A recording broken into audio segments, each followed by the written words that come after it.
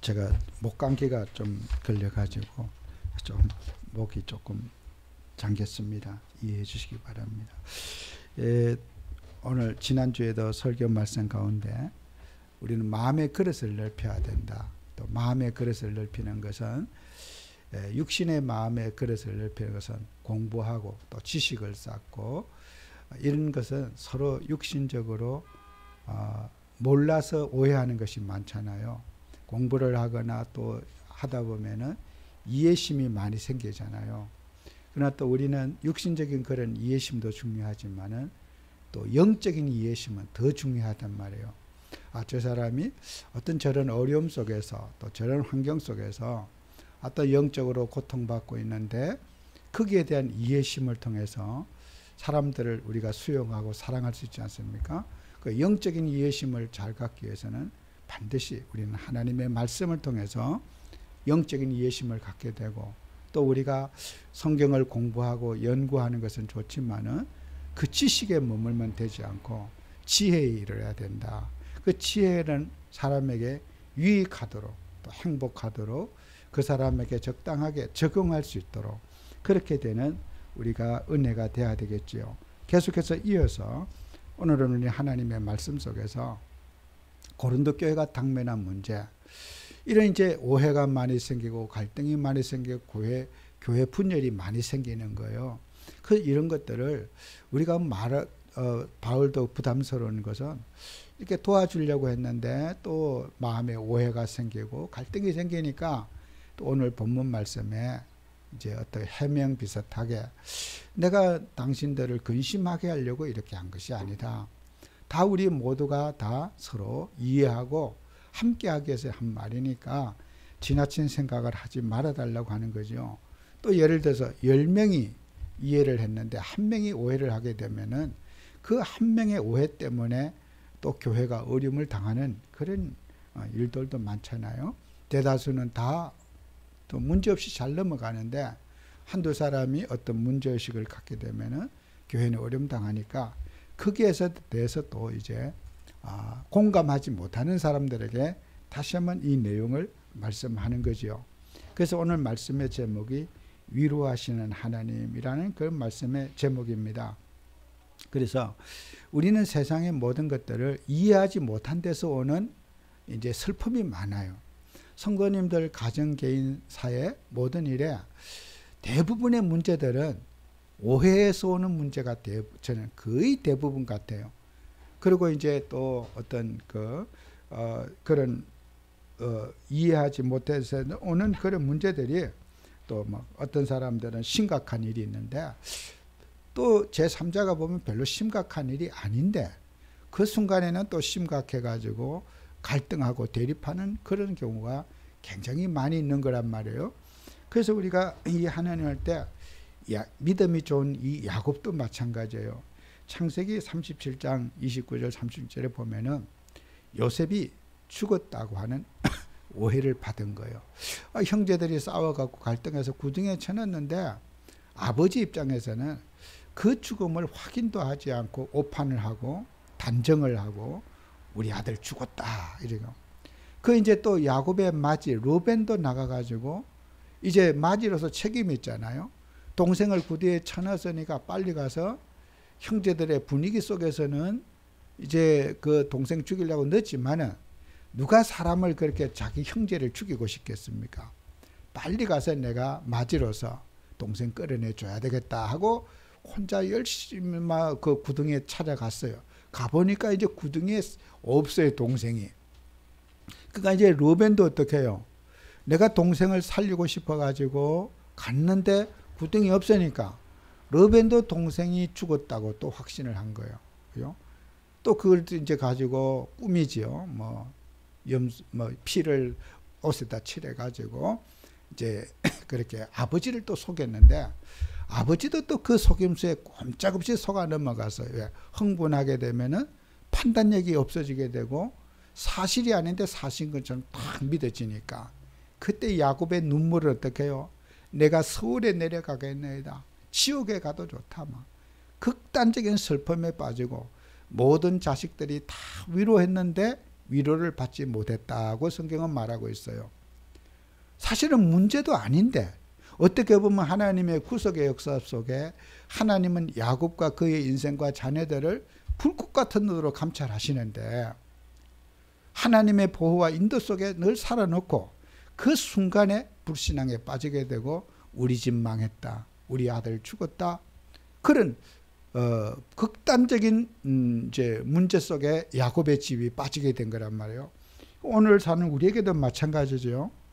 어떤 문제도 아닌데 그 순간에는 그렇게 문제가 되는 거예요.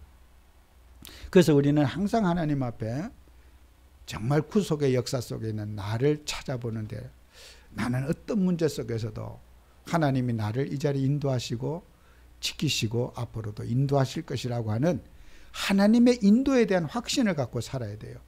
그 우리는 이제까지는 잘 도와주셨지만 앞으로는 하나님이 잘 안 도와주실 거야 하는 하나님에 대한 불신앙이거든요. 내 아들이 죽어도 하나님이 우리 집을 인도하실 것이다. 이런 그 하나님에 대한 신뢰가 확신이 있었는데 야곱은 그 문제 앞에 그러지를 못했어요. 정말 우리는 구원의 확신을 가지고 구속의 역사 속에 있는 나를 찾아내는 그런 응답받아야 돼요. 어떤 문제가 있어도 어떤 상황에서도 하나님은 나를 보호하시고 나는 하나님의 자녀라고 하는 신분에 대한 확신이요. 세상에 어떤 일이 있어도 사회가 어떻게 변해도 주님은 나를 지켜주신다는 거. 그 믿음의 확신이 있어야 되는데 야곱은 그 믿음의 확신이 떨어지게 된 거예요. 오늘 우리 야곱처럼 그런 실수하는 그런 우리가 돼서는 안 될 거예요. 어떤 우리가 크고 작은 문제 앞에 또 판단 앞에 나는 하나님의 자녀야. 하나님은 나를 지키시고 그리스도신 예수님은 나의 보호자고 내 인생을 이 자리에 가는 것이고 내 인생의 미래에도 주님은 그리스도시라고 하는 그 복음에 대한 확신은 아무리 세상에 문제가 많아도 우리는 그 문제에 시달리지 않고 문제에 사로잡히지 않는 그런 복음이어야 될 것이다. 자, 우리는 그래서 정말 하나님을 소중하게 여기는 그런 경건한 마음을 가지고 살아야 돼요. 그죠? 육신의 경건한 바른 삶이 어떤 문제 앞에 나를 보호하는 거예요. 창세기 8장 20절에서 22절에 보면은 노아가 방주 밖에 나왔어요. 방주 밖에 나와가지고 이제 그 예배를 드리는데 그 정결한 창세기 8장 20절에 보면은 노아가 여호와께 제단을 쌓고 모든 정결한 짐승과 모든 정결한 새 중에서 제물을 취하여 번제로 제단에 드렸더니 그랬어요.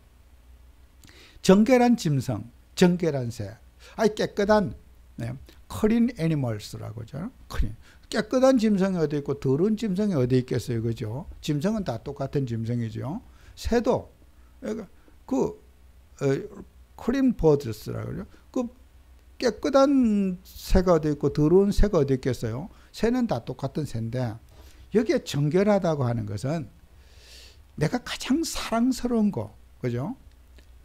노아가 짐승을 먹이다 보면은 제가 잡아 죽여도 되다 이런 짐승도 있어요.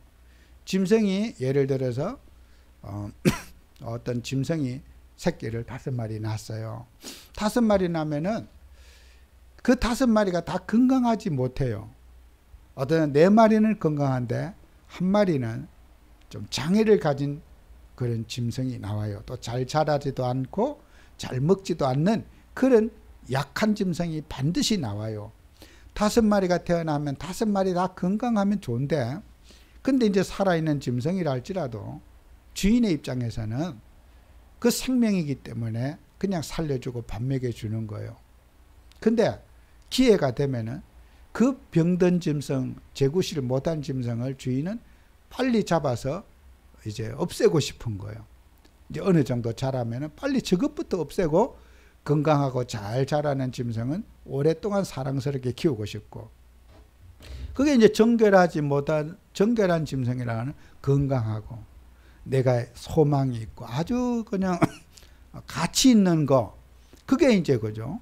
그리고 이제 뭐 어떤 좀 불량한 그런 잘 자라지 못한 장애를 가진 짐승은 보면은 어차피 예배 드릴 건데 어차피 짐승은 다 똑같은 짐승인데 잡을 것 같으면은 저 다리 저는 거, 새끼 못 넣는 거, 뭐 저런 거 하나 잡아서 하나님 앞에 예배 드리면 됐지. 굳이 아까운 이 새끼 잘 놀 수 있고 건강하고 이렇게 정말 토실토실한 이런 걸 잡을 필요가 있겠는가?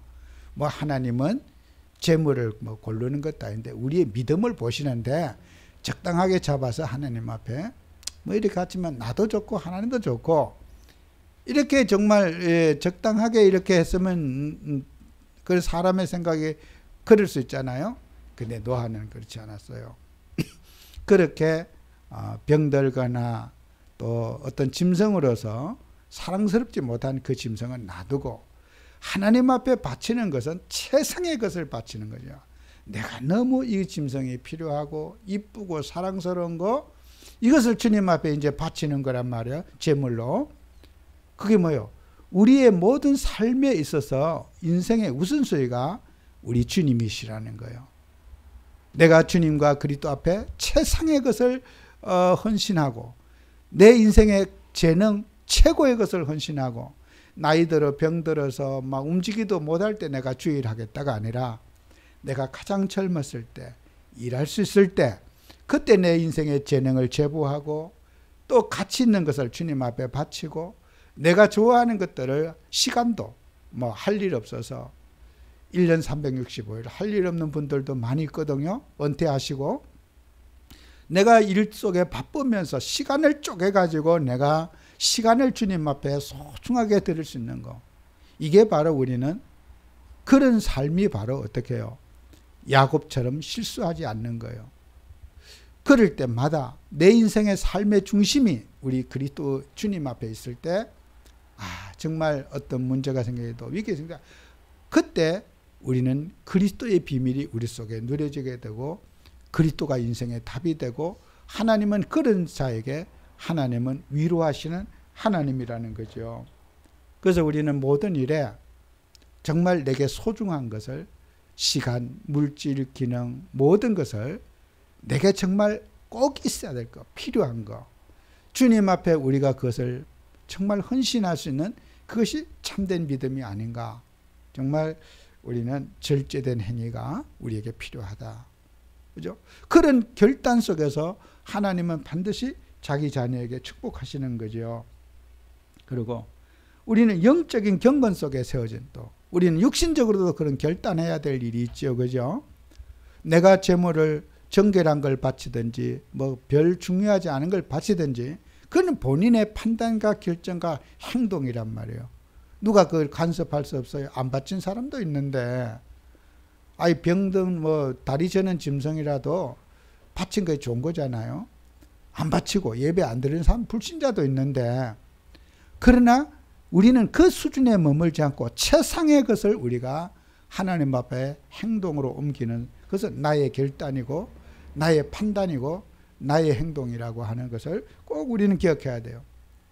그 판단까지도 하나님이 판단해 달라고 그러시면 안 되는 거죠.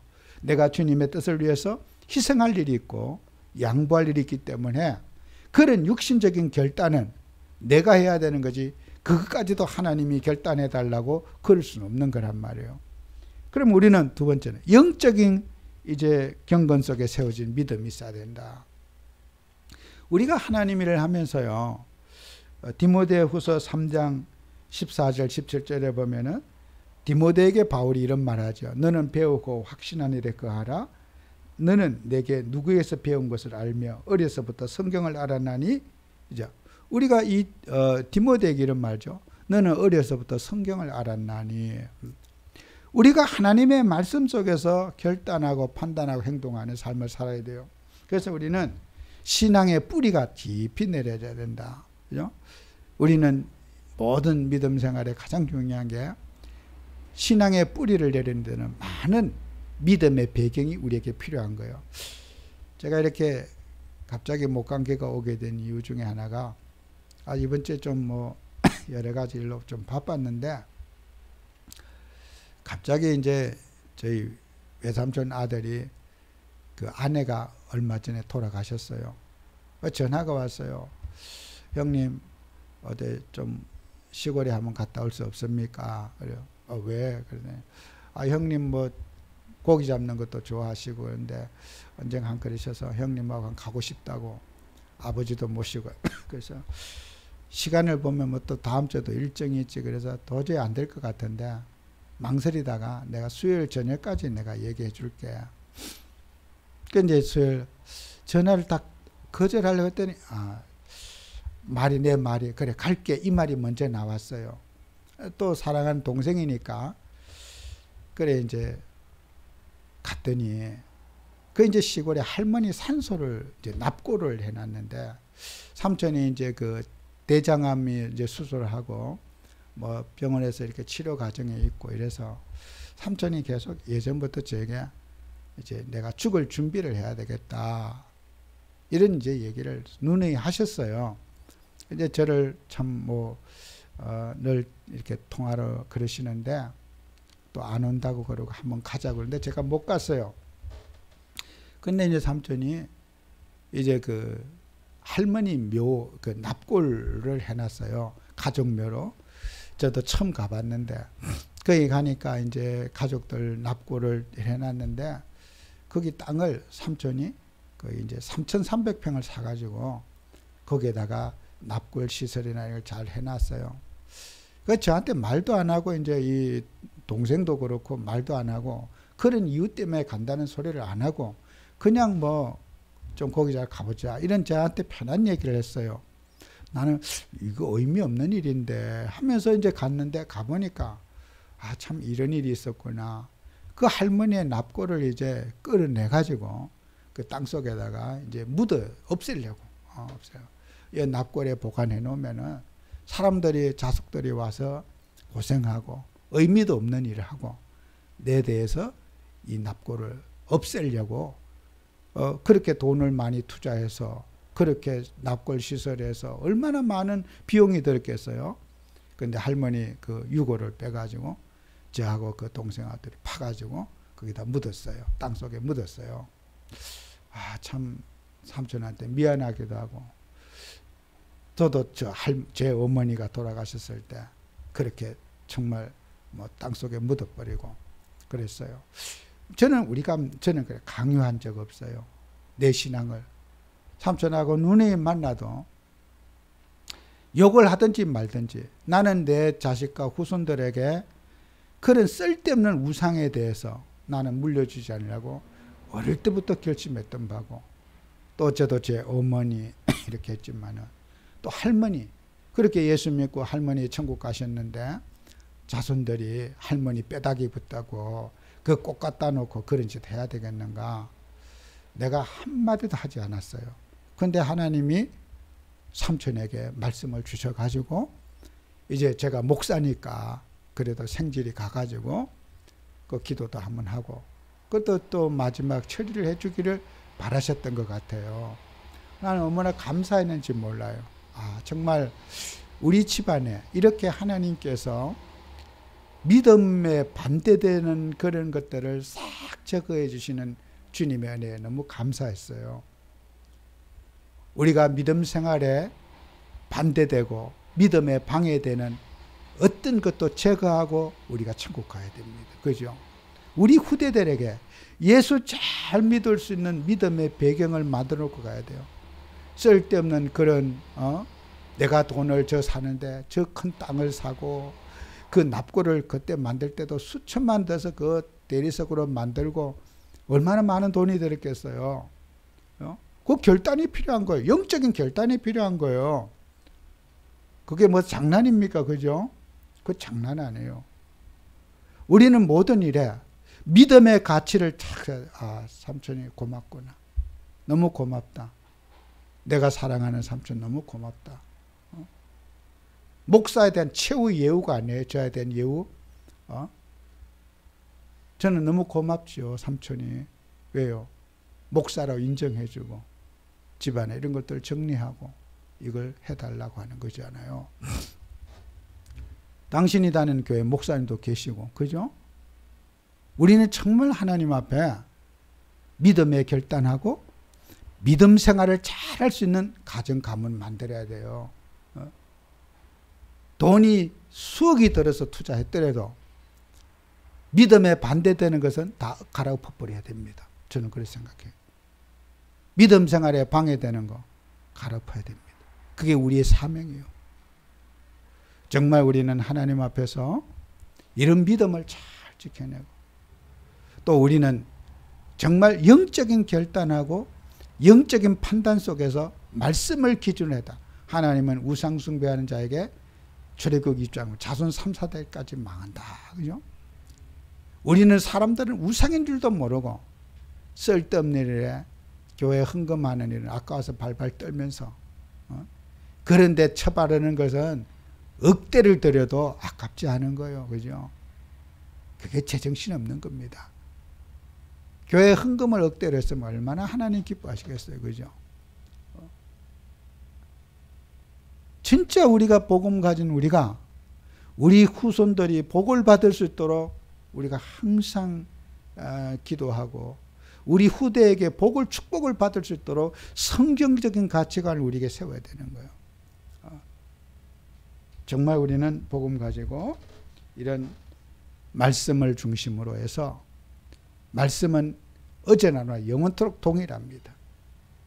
뭐 이 시대는 이렇게 시대에 따라서 사는 것이 아니라 주님의 말씀 읽고 늘 상고하면서 말씀 중심으로 우리를 세우는 그런 응답 받아야 되겠습니다. 그래야 우리는 자 육신적인 결단을 하고 영적인 결단을 해야지 어떻게 해요? 우리는 문제 속에서 갈등 속에서 그것이 내가 흔들리는데 다 이게 이제 바람막이가 되어 있는 거예요. 마지막으로 우리는 올바른 치유와 방향을 지시해야 된다. 베드로전서 2장 9절에 보면은 너희는 택하신 족속의 왕같은 제사장들 거룩한 나라요 그의 소유된 백성이니 이는 너희를 어두운 데서 불러내어 그의 귀한 빛에 들어가시니 아름다운 덕을 선포하게 하려 하심이라 그랬어요. 우리를 하나님 불러서 아름다운 덕을 선포하게 하려고 불렀다 그랬어요.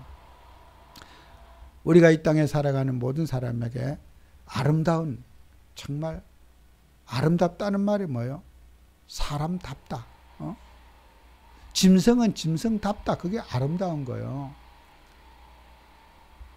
개가 사람 같으면 되겠어요? 개는 개답다. 이러죠. 그죠? 그게 아름다운 거죠. 아름답다라는 뜻이 바로 그런 뜻이에요. 사람이 사람답다. 아름답다. 사람이 짐승 같다. 그거는 덕이 안 되는 거예요. 사람이 사람다운 거. 그죠? 그 답다는 말이 뭐예요?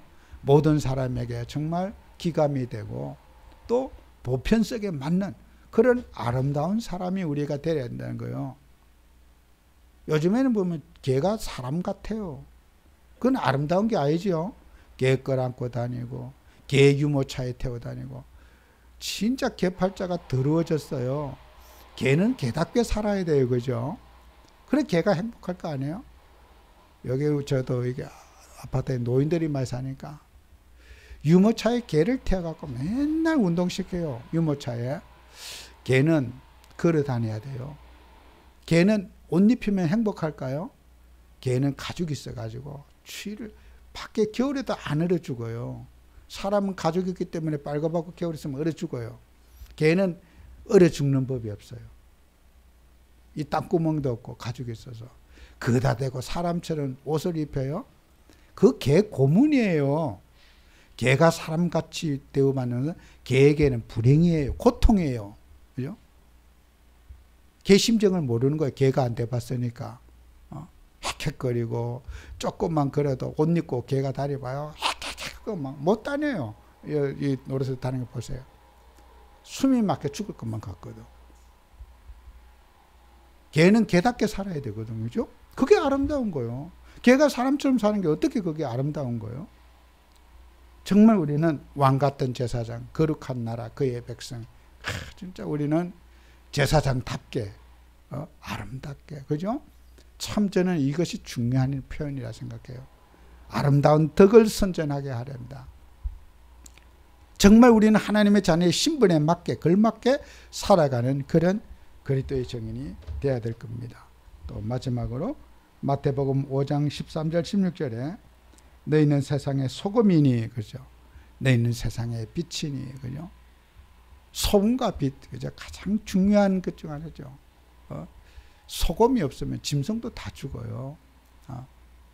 그 소금은 간을 맞추고 병든 어떤 사회를 부패한 것을 방지하고 조절하고, 소금이 많아도 안 되고 적어도 안 되고 적당한, 여러분 우리가 사람들이요, 제가 의사들 한번 책에 봤는데, 사람들은 지금 나트륨이 너무 과다라고 막 그냥 싱겁게 먹으려고 하는데, 만약에 나트륨이 인간에게 부족하다 이러면요, 과다된 것보다 훨씬 더 치명적인 병이 온대요. 과다된 것보다. 물론 짜게 드시라는 건 아니에요. 그러나 소금을 전혀 먹지 않으면 인간이 죽어버린대요. 소금은 필수 있어야 될 거래요. 어떤 사람, 저 연심은 아예 맑게 소금 하나도 안 넣고 먹는 사람도 있어요. 그것이 정말 도란 사람이죠. 우리가 정말 하나님을 하면서 소금의 역할은 넘쳐도 부족 안 되고 없어도 안 되는 거예요. 적당하게 소금이 적재적소에 이렇게 해야 되잖아요. 우리 그리스도인들은 항상 소금처럼 사회와 가정과 인생 삶 속에서 정말 아름답고 적당한 그런 조절 능력을 가진 성령의 사람으로 절제 능력을 가진 그런 우리가 되어야 될 겁니다.